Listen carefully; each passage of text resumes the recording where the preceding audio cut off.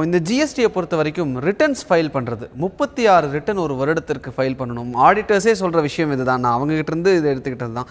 36 returns ஒரு வருஷத்துக்கு file பண்ணணும் ஒரு பிரான்ச்சில். உதாரணத்துக்கு நான் தமிழ்நாட்டில் மட்டும் அந்த நிறுவனம் வைத்திருந்தால், அதே மாதிரி 10 மாநிலங்கள் அந்த நிறுவனங்கள் வைத்திருந்தால் ஒவ்வொரு மாநிலத்திலையும் 36 ரிட்டர்ன்ஸ். ஸோ ஒரு வருடத்திற்கு 360 ரிட்டர்ன்ஸ் நான் ஃபைல் பண்ணணும் அப்படிங்கிறது ஆடிட்டர்ஸே சொல்லக்கூடிய ஒரு விஷயமா இருக்குது.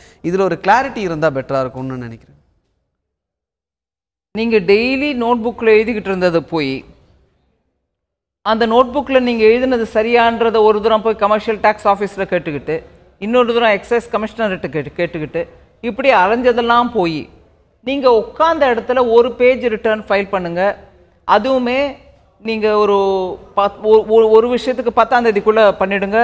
நீங்கள் என்ன சாமான் வாங்கினீங்க, அதோட வேல்யூ என்ன அப்படிங்கிறது ஒரு 10ஆம் தேதிக்குள்ளே என்டர் பண்ணிவிடுங்க அப்படின்னு சொல்கிறோம். ஒன்று ஏன் சொல்கிறோம் அப்படி?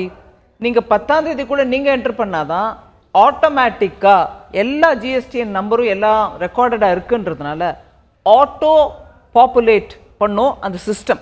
என்னத்தை நம்ம வாங்கியிருக்கக்கூடிய பொருள்களின் இன்புட் டேக்ஸ் கிரெடிட் நம்மளுக்கு வர வேண்டியதை உங்களுக்கு ஆட்டோ பாப்புலேட் பண்ணி மாத கடைசிக்குள்ளே உங்களுக்கு வரக்கூடிய ஆஃப்செட் கிரெடிட்ஸ் எவ்வளவு, நீங்கள் எவ்வளவு கழிச்சுக்கிட்டு நீங்கள் கட்ட வேண்டியது எவ்வளவு அப்படிங்கிறத அந்த ஆட்டோ பாப்புலேஷன் பண்ணுறதுக்கான ஏதுவாக நீங்கள் 10ஆம் தேதிக்குள்ளே அதை பண்ணலைன்னா உங்களுக்கு கிடைக்காது.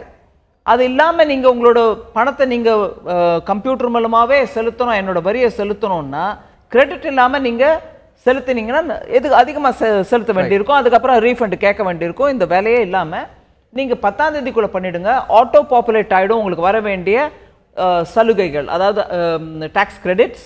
அந்த டேக்ஸ் கிரெடிட்டோட பிக்சர் எடுத்துக்கிட்டு ரிட்டர்ன் ஃபைல் பண்ணுங்கள், பேமெண்ட் பண்ணுங்க. அந்த பேமெண்ட் பண்ண பிறகு உங்களுக்கு அது பண்றதுக்கு முன்னாடி தெரியும் நீங்க எவ்வளவு கிரெடிட் எடுக்கலாம்னுட்டு.